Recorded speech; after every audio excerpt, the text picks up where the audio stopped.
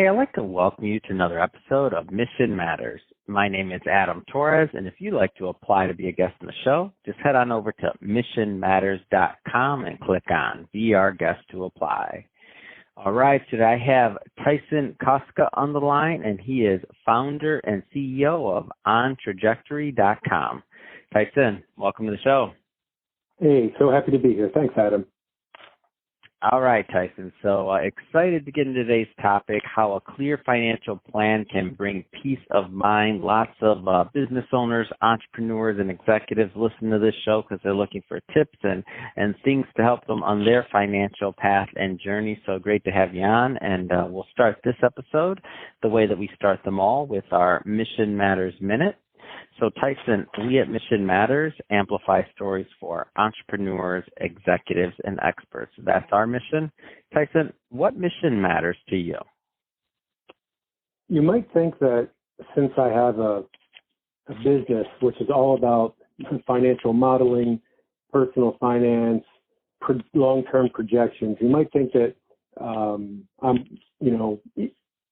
trying to get people to think more about numbers, but my mission actually is to allow people to stop thinking about numbers, to get the numbers out of their head, out into the world someplace else where they can have a reference point and be able to live more in the moment, because I really think that thoughts about money are killers of the moment. And the more you can get those thoughts head, the richer life you're going to lead.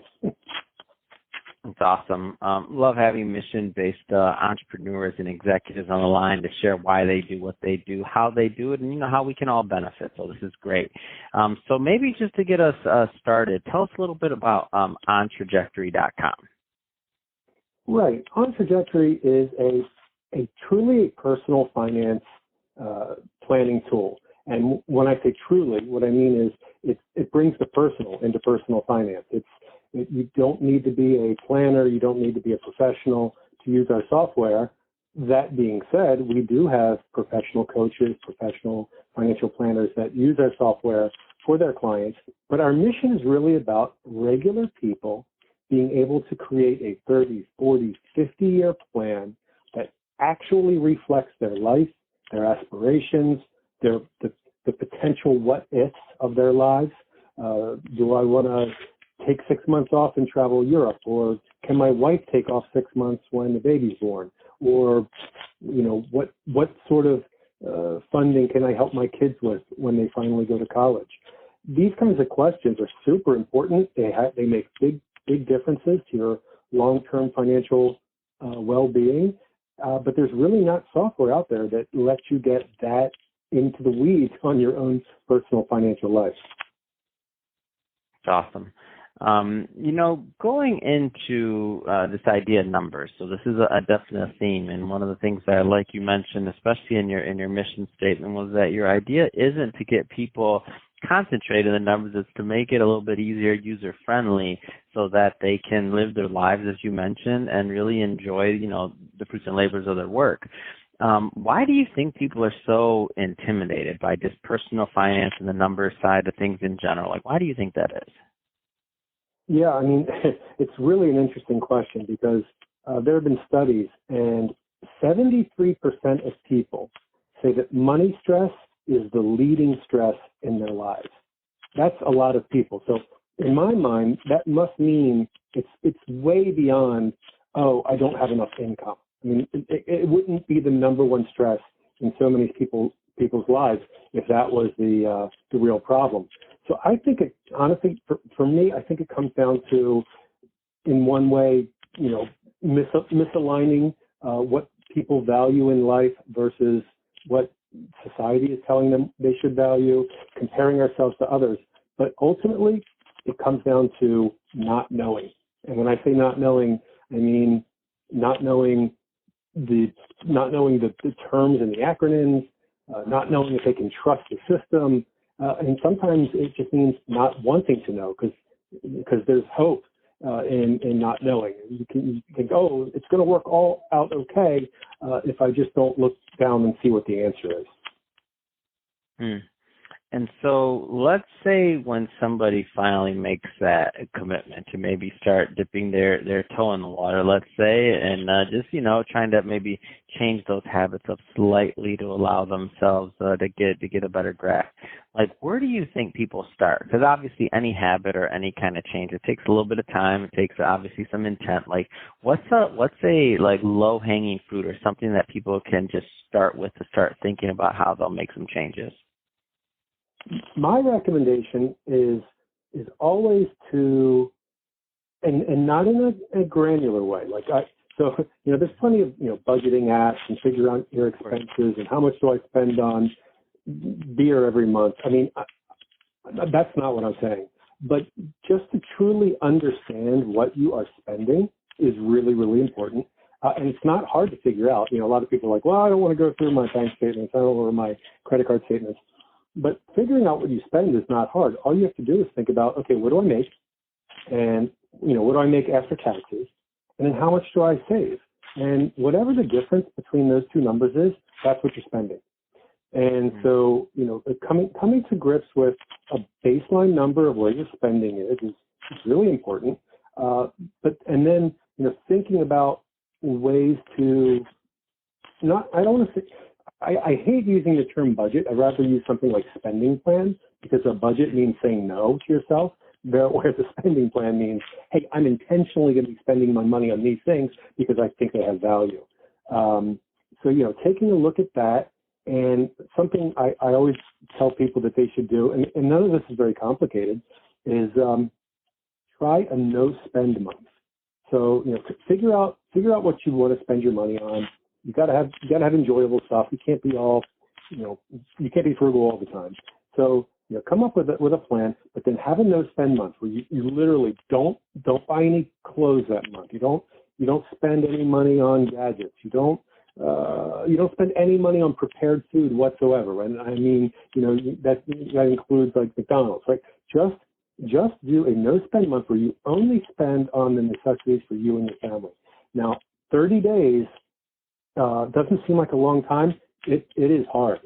We did it with my family, and we all got behind the idea. We tried it. I don't think we actually made it. I think we made it to day 27 or 28, and we were in a restaurant somewhere. But what you're going to find is two things. You could, if you wanted to, you could save a tremendous amount of money. Second thing is, when you add that discretionary income back in, you're so happy. You're like, oh, at least I'm not depriving ourselves. And then thing, which was what was the most surprising to me, was I thought that my spending, the month after the no-spend month, I thought my spending would double, because we would buy all those things that we didn't buy the previous month. But you know what? It was just a little bit above our normal spending habits. Wow. Also, all that stuff that we didn't spend money on, most of it we really didn't even want or need. So interesting. I love these financial experiments, because they always, obviously every household, every family, everybody's going to be a little bit different, right? But the idea, though, is that you'll notice something. And I feel like even just having that intent and paying attention, like, if you even just do that, like, that kind of starts it all. Like, that starts the habit. Like, certain things that come out of your data, like you said, maybe you're spending more on one thing than you thought you were on another. And it's not about, and what I kind of dislike, and I think one of the stigmatisms here, or I should say the stigmas, is that to make a financial change, like, you have to do it all at once, or that you have to give up everything, or you have to start living extremely frugally. But that's not what this is about. This is about just making, thoughtful choices on where you put capital, and how you, and maybe getting more joy out of your money. That's the main thing, right? No, I think that's perfectly said. I mean, that you hit it spot on. You said, it's not about being frugal. And you said it's not about doing it all at once. I mean, this is definitely a process. Coming to terms with that, I want to spend the things that I value the most. I want to value in my life. That is it's a process. And I always say to people, try to find a hobby that pays you back. So, when I was younger, like most young people, a lot of my hobbies were going out and spending quite a bit of money on Friday and Saturday night and and hanging out in noisy places, which, I mean, does have its, that is fun sometimes. But over time, I came in with a group of friends that they really liked the outdoors, and we would go on hikes. And then afterward, somebody would bring up maybe a case of beer or something, and we'd sit in the parking lot and just have a great time. And so not only was that hobby saving me money, it was actually also better for my health. It was enriching my relationships with my friends, and maybe it was even replacing a gym membership. So hobbies that give back to you are really important, and obviously they need to be fun also. So you gotta figure that out, and that can be a process, just like you said. Yeah, it's awesome. Well, Tyson, just have to say it's been great having you on the line today. And before we kind of end the interview, I want to give you a moment to maybe leave the contact info for ontrajectory.com, how people can connect, and just let us know, who is typically a good fit to work with you and your team. Sure. Well, so our software is located at ontrajectory.com. So OnTrajectory is probably just one word. And we have a free basic version that anyone can use for as long as they like, and they can map out their financial future with all the things I mentioned about income streams and expense streams, starting and stopping, and setting up their different accounts they have in their lives and how they're contributing to it. We also have an advanced tool that lets you do, honestly, a lot of stuff. And I don't want to I don't want to name drop a bunch of terminology, but if there are listeners that understand things like Monte Carlo simulations, or optimizing a withdrawal strategy, or using like a variable spending approach, all of that is built into our advanced tools. So anyone can use it. If you want to become part of the community, we can connect you, to other coaches or advisors if you want a little bit of help with the plan. But if you don't want to, it's just open for personal use. So ontrajectory.com is the place to go.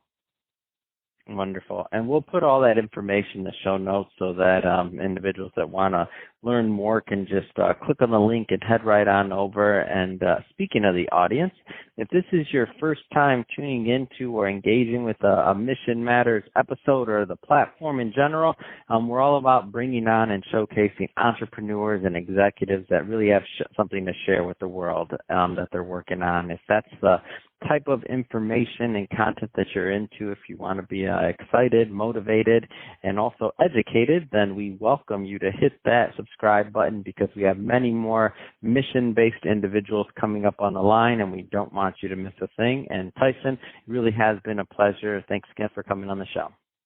Adam, I love what you're doing. Keep it up.